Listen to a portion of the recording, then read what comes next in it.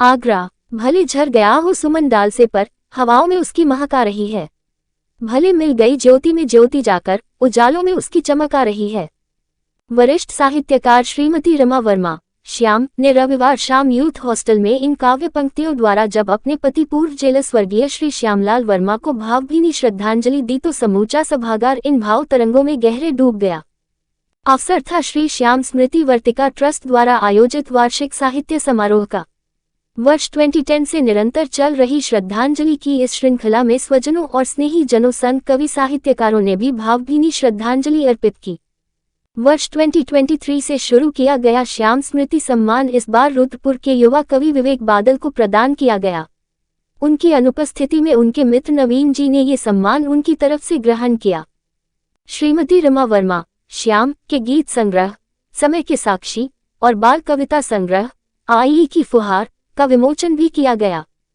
मुख्य अतिथि मुरैना से पधारे वरिष्ठ गीतकार डॉक्टर देवेंद्र तोमर और वरिष्ठ साहित्यकार डॉक्टर सुषमा सिंह ने समय के साक्षी तथा यशोधरा यादव यशो ने आई की फुहार की समीक्षा कर रमा जी की रचना धर्मिता को सराहा।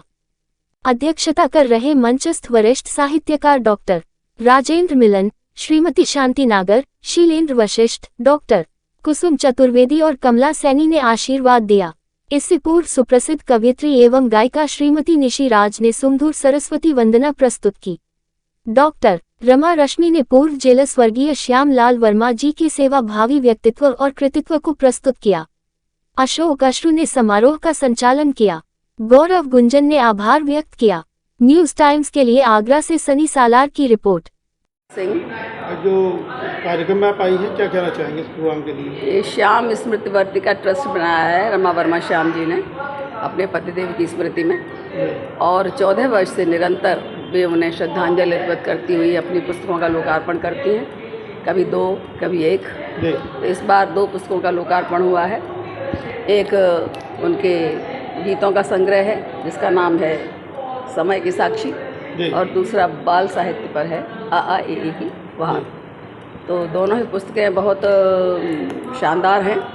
AAEE की फुहार में अ से लेकर ज्ञ तक हर एक वर्ण पर एक कविता है। तो इस तरह से बच्चों को कविता के माध्यम से वर्णमाला सिखाने का बहुत ही सुंदर प्रयास है। और समय के साक्षी में हर तरह की भावना को उन्होंने व्यक्त किया है। उनकी भाषा बहुत खूबसूरत है और अलंकारिक रूप से अपनी बात कहती हैं।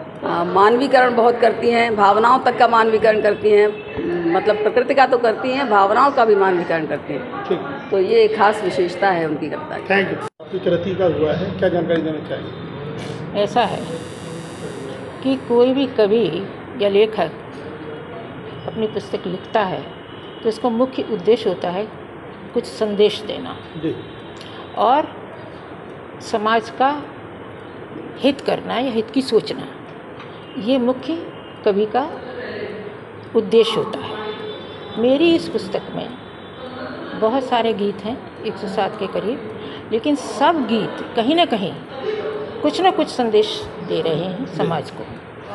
और एक गीत तो मेरा इतना प्रसिद्ध हुआ है कि जो आपके पत्रकार आदर्श नंदन जी हैं, जब भी कभी मैं होती हूँ किसी कार्यक्रम में तो वो उस गीत को ज़रूर सुनना चाहते हैं या पढ़वाते हैं। और वो गीत है, तुम अंधेरों से लड़ने का साहस करो, फिर उजाले उजाले नज़र आएंगे।